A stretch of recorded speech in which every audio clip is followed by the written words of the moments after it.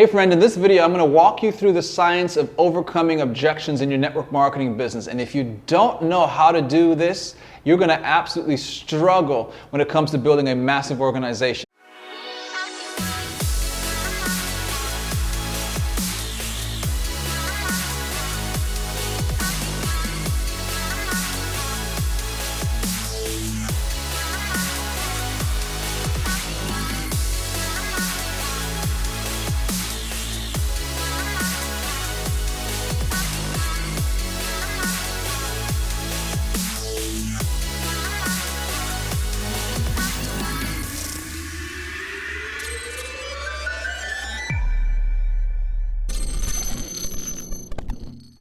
Hey friends, Matthew Harris here. I'm so excited that you tuned in for this video. I'm going to be walking you through some of the important information I believe that is not talked about enough in network marketing. The idea that you should just tell your organization to just be excited and talk to people, but never really give them exactly what they need to say when they talk to people, knowing that they're going to run against resistance is absolutely incredibly stupid. So as a leader, you want to make sure that you understand how to overcome objections, how to talk to people, and realize that it's really not that painful. But for most people, here's my experience. If you can relate to this, then you know where I'm coming from. But for most people, talking to someone else about something they have a big dream for, a vision for their life, and then to being rejected is absolutely painful for them, isn't it? It's a terrible experience. It was for me. I was so scared to talk to other people and to have the opportunity to be rejected that I didn't even pick up the phone and call prospects my first 3 years in network marketing. So you can imagine, from going from that kind of experience, knowing the business works, but letting my fears hold me back, to now building organizations over 40,000 people in 30 plus countries around the world. What happened? Well, I'll tell you what happened. It was a complete change in the way that I was thinking and the complete change in what I was saying when I talked to other people. Now, I don't have time to talk about the psychology just yet. That's why I call the two parts of the business, the language of the business. One part is what you say to yourself, which is incredibly important, but the other part is what you say to other people, and that's what we're going to be talking about in this video in particular. I'll do another video another time about the psychology of a top earner, but for right now, here's what I want you to understand, that this business just comes down to practice. Not practicing the wrong things, because a lot of times people say practice makes perfect. That's not true. Practice makes permanent. Let's put it this way. If I sing the wrong words to a new song, let's say Cardi B has a new song out there. I think she has one with J-Lo called Dinero out there, and I'm looking forward to the music video.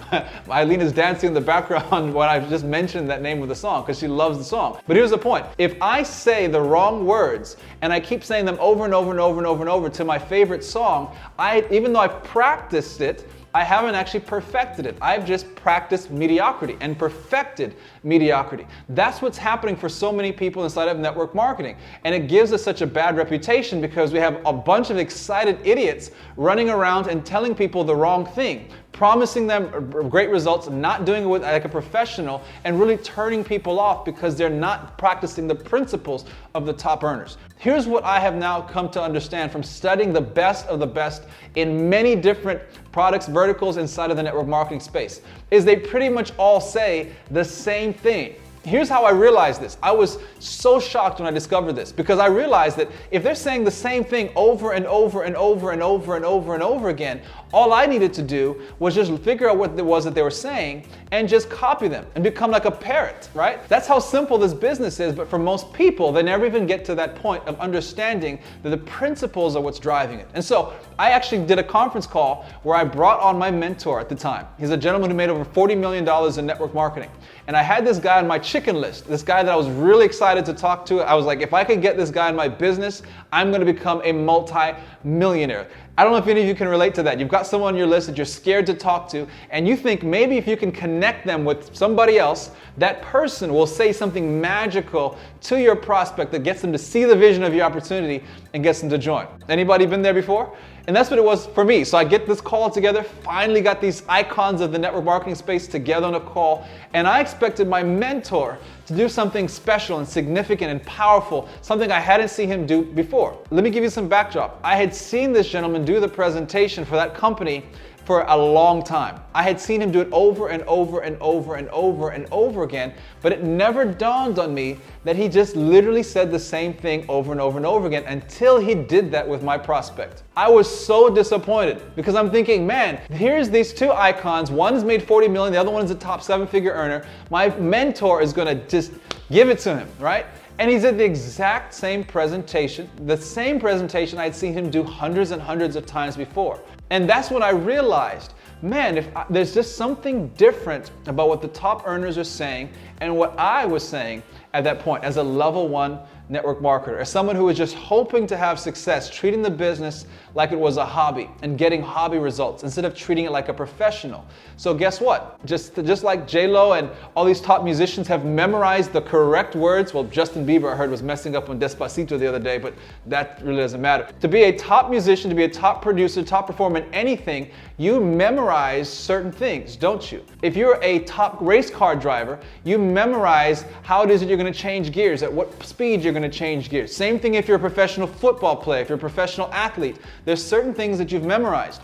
And in this business, that's why I say the language of the business is so powerful, because it's about really memorizing how to pique people's interest, how to get their attention, and then when you run into those objections, not being destroyed by what they have to say, but being able to be in control of the conversation. Objections, when you get those objections, just understand that they are a knee-jerk reaction. If someone says things like, is this a pyramid scheme? Or, man, I tried one of those things before and it didn't work for me. Or, you know what, I don't have the time to do this. Guys, you are going to hear the same objections year after year, day after day, decade after decade. It's going to be the same excuses, the same objections. Why?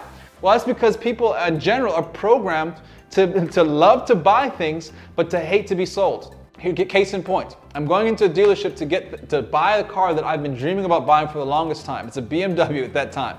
And I walk in there and I wanted to test drive this car, right?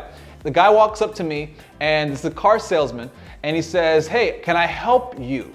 Now, when I say the words, can I help you, you can probably picture yourself walking into any regular retail store and people walking up to you and you know exactly what I said next. I said, no, I'm just looking. I'm just looking. It was a knee-jerk response. Even though I knew exactly which car I was looking for, even though I wanted to test drive the vehicle, my automatic response, because it had been programmed into my subconscious, watching my parents do this, walking into stores, just saying, even though they were there to buy things, I'm just looking, all right? We just do this over and over and over and over and over. We don't even realize that we're doing it. The same thing happens when you're talking to your prospects about your business opportunity. That objection that they're giving you is simply a knee-jerk reaction. It's actually the doorway to that conversation about them getting started with you. But if you're an amateur expecting that, okay, well, if that objection is real, if they say they don't have the money, then they definitely don't have the money for anything at all. They can't afford to join me in this business. And you believe that objection, you've actually been at a disservice to your prospect. You've actually made it harder for them to move closer to where it is that they want to go in life, which is to have the time and money freedom that we get involved in this business for. All right, so understand that objections are just knee-jerk reactions. In fact, they aren't real. Even if someone tells you they don't have the money to get started right now, have you ever heard that before? It's not real. Because how many times have you and I bought things that we couldn't afford before? How many times we stood in line to buy an iPhone that we maybe just wanted to have it just because of the feeling that it was going to give us, even if it wasn't as good as the new Samsung Galaxy. Now, you guys don't give me any hate about iPhones and Galaxies, but you get the idea of what I'm sharing with you. That it comes down to desire. And so when you're talking to people, you're not looking for people that have the money. You're not really looking for that. You're looking for people that have the desire. And your whole objective when you're calling people is to find people that have desire. Your goal is not to convince them that they should have desire. Your goal is to help them if they have the desire. It's kind of like my watch. I don't know if you can see it in the frame right now, but all watches have the same time configuration. Doesn't matter if it's a Rolex, doesn't matter if it's a Casio. All of them have 12 at the top, 6 at the bottom. So think of it this way. When you're talking to a prospect, you're looking to see what time they're at. Are they at 12 o'clock? Are they ready to make a change in their life? If they are, they'll overcome their excuses. They'll find the money to get started. They'll find the time to get started. They will try one more time, even if they've been in 12 or 20 different businesses before that didn't work. If they have the desire, if they're at 12 o'clock. On the opposite end of it, complete opposite, is if they're at 6 o'clock, that means they have absolutely no desire. Maybe they just got a promotion at work. Maybe there's a death in the family. It's just the wrong time for them. You're just looking for people that have the desire. And so when someone gives you that objection, all right, here's what I want you to understand, is you're going to use what I'm going to share with you to help you uncover this person's desire. That's really your goal, is not to get them to sign up in the business with you. Because there's plenty of people that can recruit people that never build large organizations. There's a difference between being a recruiter and being a great sponsor. And we'll talk about that in another video some other time. But here's what I like to do. Let's walk you through a quick scenario of an objection. Now you can see how I literally say the exact same thing to someone regardless of what the objection is, and how you can do the same thing and crush those objections in your business. Let's go with this one right now. This is a big one for a lot of people. Is it a pyramid scheme? So here's what I want you to do. When you get an objection, is it a pyramid scheme? I don't have the time, I don't have the money, I don't like you, whatever it may be, all right? I want you to simply repeat back what that person said to you. So if they say, is this a pyramid scheme? What you're gonna do, instead of running for the mountains and saying, oh my goodness, they caught me, they destroyed me with that, here's what you're gonna do, is you're gonna take control of the conversation by asking a question. The person who asks the questions controls and directs the conversation. The one who's speaking is being controlled by the one asking the questions. So you're gonna say, pyramid scheme, and look at them like kind of crazy. That's all you do. Pyramid scheme, and look at them a little crazy, and watch how uncomfortable they start to get. And they're gonna now have to explain what that knee-jerk reaction was. They're gonna have to start to think, what did I mean when I said pyramid scheme? And so when they start to say, oh, one of those things, for example, all the people at the top make all the money and everyone at the bottom goes broke. And it's typically when they say something like that, it shows how ignorant they are of our space. So don't get offended with them. Don't get offended at all, because there's a lot of us that are in network marketing now that used to think it was a pyramid scheme because we didn't know better. Simply look at them, let them tell you what they think it is. So if they say, it's one of those things where everyone at the top gets rich, and you simply say, is that what you're looking for? And then be quiet and let the silence start to motivate them to really think and dig deep. And they'll say, no, that's not what I'm looking for. Okay, awesome, because that's not what this is. Where do you want to get your business kit sent to? Or where do you want to have your check sent to in the mail? And you look down at that application and you start filling out the information. You assume the sale. You can do the same thing if they say they don't have enough time. I don't have enough time. You don't have enough time. And let them explain. All right, now if they don't respond right away, say, what do you mean by you don't have enough time?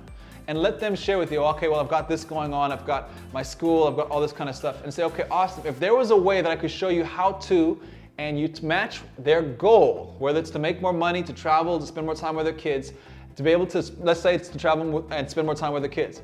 If there was a way that we could show you how to be able to travel the world and spend more time with your kids, like you told me you wanted to, right?